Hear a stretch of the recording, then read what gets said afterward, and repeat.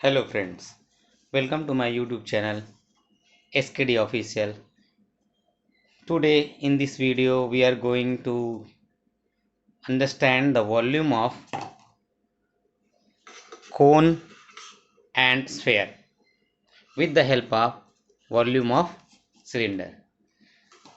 दोस्तों आज के वीडियो में हम कोन और स्फेयर के वॉल्यूम को समझेंगे सिलेंडर के वॉल्यूम के बेस पर, क्योंकि सिलेंडर का वॉल्यूम हमने पहले से देख लिया है, जो कि आपने देखा होगा। अगर नहीं देखा है तो इसमें देख लीजिएगा। जो कॉइन को यूज़ करके हमने सिलेंडर का वॉल्यूम फाइंड किया था with the help of circles area. ठीक है, तो अभी उसके लिए हमको चाहिए सेम हाइट के कोन, सिलेंडर और सेम हाइट का ये बॉल जो कि स्फेयर शेप में है। ठीक है, इन तीनों का हाइट सेम होगा और इनके रेडियस आप इस तरीके से देखेंगे तो कोन का बेस और सिलेंडर का बेस सेम है।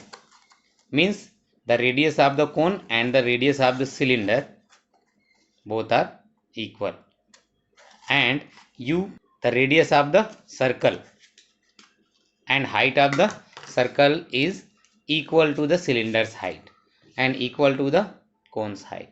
कोन के हाइट से सिलेंडर का हाइट और स्फेयर का हाइट, तीनों का हाइट इक्वल है। और बेस रेडियस आप देख सकते हो तीनों का, base radius of cylinder, base radius of cone and radius of the ball all are equal. ठीक है, तो इस तरीके से हम देखेंगे। यहाँ से आप बॉल को रखेंगे तो बॉल को एकदम फिट देखेंगे, मतलब रेडियस, बॉल का रेडियस और सिलेंडर का रेडियस सेम है। और ऐसे अगर हाथ हम इसको करके देखते हैं तो बॉल का जो हाइट है वो सिलेंडर के हाइट के इक्वल आ रहा है। ठीक है, बॉल का जो हाइट है वो क्या कहलाएगा, 2 टाइम्स रेडियस मीन्स डायमीटर। ठीक है, तो ये तीन हम डिफरेंट शेप लेंगे। उसके साथ साथ कोई भी लिक्विड चाहिए रहता है या फिर कोई भी एक वॉल्यूम चेक करने के लिए कोई भी मटेरियल, मैंने राइस लिया है, आप लिक्विड से भी वाटर से चेक कर सकते हैं।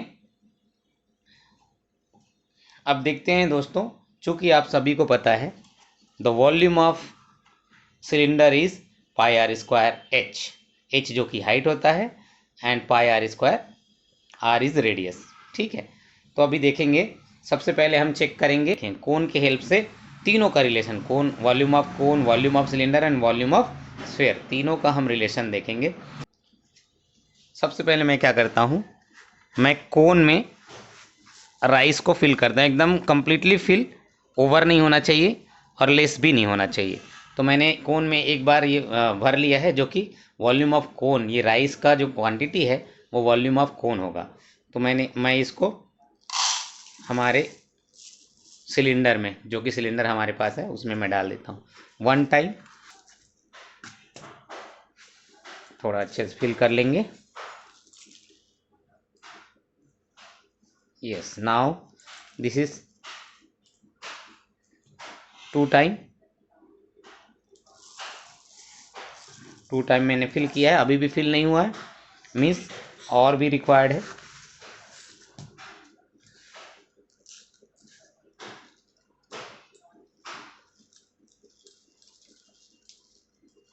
कंप्लीटली फिल होना चाहिए, एक्स्ट्रा नहीं होना चाहिए वो राइस। ठीक है, अब ये हो गया हमारा 3rd टाइम कोन का।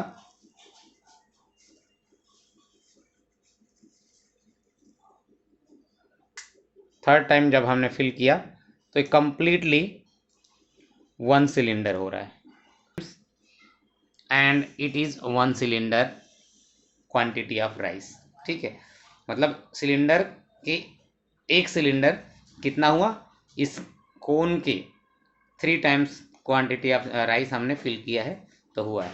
इसका मतलब हम कह सकते हैं दोनों में क्या रिलेशन है, volume of cylinder is 3 times of volume of cone, where the radius of the cone and cylinder both are same and the height of the cone and cylinder both are same। तो इस तरीके से हम दोनों का relation देखते हैं। Now let's see what is the volume of this sphere. so it is a solid, so we are not going to cut here the sphere. We just put inside and fill the rice into the cylinder. हम rice इसमें fill कर देंगे और हमको पता चलेगा कितना extra rice ये होल्ड कर रहा है. एक्स्ट्रा राइस को हम एक्स्ट्रा राइस अगर होल्ड करेगा कंप्लीटली तो हम बोल सकते हैं कि ये स्फेयर का वॉल्यूम कितना होगा. तो हम देखते हैं. तो उससे पहले हम पहले फिल कर लेते हैं इसमें राइस वन टाइम. क्यों फिल किया हम, क्योंकि हम बॉल को रखेंगे तो यहाँ से इधर अंदर में खाली जगह बच जाएगा. तो उसके लिए जो खाली जगह बच जाएगा उसके लिए हम पहले से राइस इसमें डाल देते हैं. अभी 1 कोन हमने फिल किया था, ये हमने डाल दिया आधा, ठीक है, और ये आधा बचा रखा है. अब इसमें हम इस स्फेयर को डाल देंगे, ठीक है, और अच्छे से इसको प्रेस कर देंगे, दबा देंगे, ठीक है. अब जो बचा हुआ राइस है उसको हम फिल करके देखते हैं बचे हुए प्लेस में.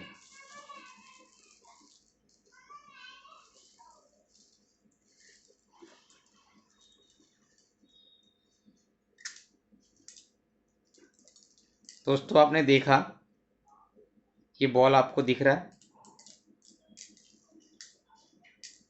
आपने देखा है कि बॉल आपको दिख रहा है. और हमने 1 कोन राइस लिया था, 1 कोन राइस बस फिल किया है और ये कम्प्लीटली फिल हो गया, ठीक है. इसका मतलब हमने जो बॉल रखा था इससे पहले हमने चेक किया कि three times of the cone, ठीक है, राइस कितना हो जाता है इस सिलेंडर का कम्प्लीटली फिल होता है. तो अभी हमने क्या किया, पहले से बॉल रख दिया और उसमें 1 टाइम कोन का राइस आया है अंदर. इसका मतलब है इस बॉल का जो वॉल्यूम होगा वो 2 टाइम्स कोन का वॉल्यूम हो जाएगा.